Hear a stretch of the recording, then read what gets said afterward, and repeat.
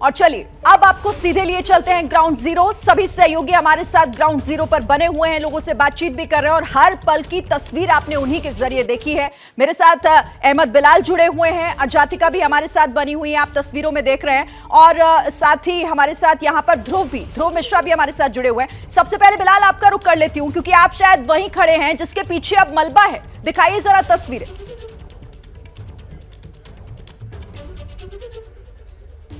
यहाँ ground zero पर खड़ा हुआ हूँ और मेरे तस्वीरें आप देखिए कि कुछ घंटों पहले तक जो आसमान को चीरती हुई, जो आसमान को चूमती हुई जो दो इमारतें थीं, 103 मीटर और 97 मीटर की एपेक्स और सियान नाम की इमारतें, अब वो मिट्टी के ढेर में तब्दील हो चुकी हैं और अपने पीछे छोड़ करके गए हैं 80,000 टन का मलबा। और उस मलबे की तस्वीर आप सीधे एबीपी न्यूज़ की स्क्रीन पर देख रहे हैं। देखिए आप किस तरीके से कि कुछ देर पहले तक जो इमारत वर्टिकल खड़ी हुई थी, जिसके 32 मंजिल जो है वो वर्टिकल खड़े हुए थे, अब वो जो है वो हॉरिजॉन्टल किस तरीके से पड़े हुए हैं आप देख सकते हैं। जो ट्विन टावर के ठीक बगल की जो सोसाइटी थी एटीएस सोसाइटी, उसकी तरफ ये मलबा जो है थोड़ा सा गिरा है और बताया जा रहा है कि एटीएस सोसाइटी की जो 10 मीटर की बाउंड्री वॉल थी उसमें जो है उसको थोड़ा सा नुकसान जो है वो ज़रूर हुआ है। लेकिन अभी जो यहाँ चहल पहल है, जो सबसे बड़ी जद्दोजहद है, वो है सीमेंट से यानी धूल से लड़ने की,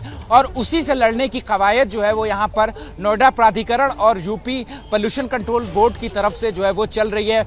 आपको ग्राउंड पे सैकड़ों कर्मचारी, सफाई कर्मचारी जो है वो दिख रहे हैं। इसके साथ ही जो 6 मैकेनिकल स्वीपिंग मशीनें हैं वो लगातार काम कर रही हैं, क्योंकि जो सड़क है, जो ट्विन टावर के सामने की जो सड़क है, उसके ऊपर पूरी तरीके से 2 इंच तक कम से कम 2 से 3 इंच की जो सीमेंट की धूल है वो जम चुकी है। और साथ ही ट्विन टावर के सामने का जो नोएडा अथॉरिटी का पार्क है, हमने वो भी तस्वीरें दिखाई।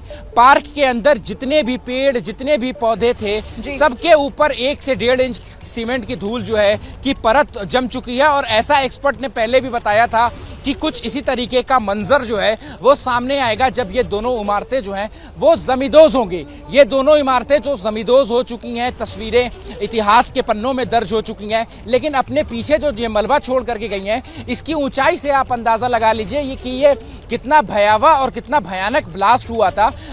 तकरीबन 4 से 4.5 मंजिल की ये जो मलबा है उसकी ऊंचाई इतनी है। और आप देखिए कि अंदर जो जिस मलबे, जिस सरिया से, स्टील से, लोहे से ये जो इमारतें बनी थी, अब वो कैसे जो है यहाँ ज़मीन पर लेटे हुए हैं। एक्सक्लूसिव तस्वीरें जो हैं वो आपको दिखा रहे हैं। उसके साथ ही जो अधिकारी हैं, जो एडिफिस इंजीनियरिंग जिनकी देखरेख में ये सारा रिमोल्यूशन हुआ, उसके अधिकारी, उसके सीईओ यहाँ पर मौजूद हैं। साथ ही सीबीआरआई के अधिकारी जो है वो यहाँ पर मौजूद हैं। अब जो सबसे बड़ा सवाल ये है कि जो अगल बगल की सोसाइटी के 1400 परिवार थे, उनको इवैक्यूएशन किया गया था, वो वापस अपने घरों में कब जाएंगे, उनके घरों की हालत क्या होगी, ये सबसे बड़ा सवाल है। तो इस सवाल का जवाब ये है कि अभी सबसे पहले ये इंस्पेक्शन किया जा रहा है कि अंदर कोई लाइव बॉम्ब तो नहीं है, क्योंकि 3700 किलो विस्फोटक जो है वो इस बिल्डिंग को डिमोलिश करने में इस्तेमाल किया गया था। तो जो और 9642 छेद करके उसमें विस्फोटक डाला गया था। तो जाहिर सी बात है कि जब इतनी बड़ी मात्रा में विस्फोटक बिल्डिंग में,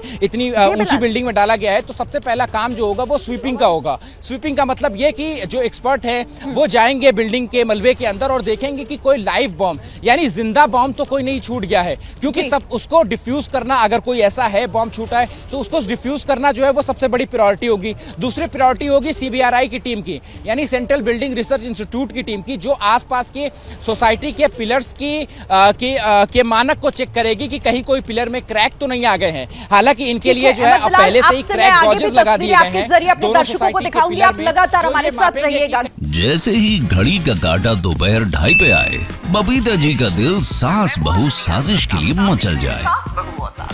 और ये है इनकी बहू, पूरे दिन ऑफिस की टेंशन हो जाए गॉन जब ये करें अपना फेवरेट शो फ्री टाइम पे ऑन।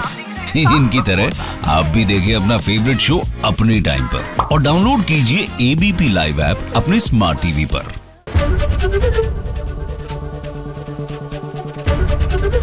एबीपी न्यूज आपको रखे आगे।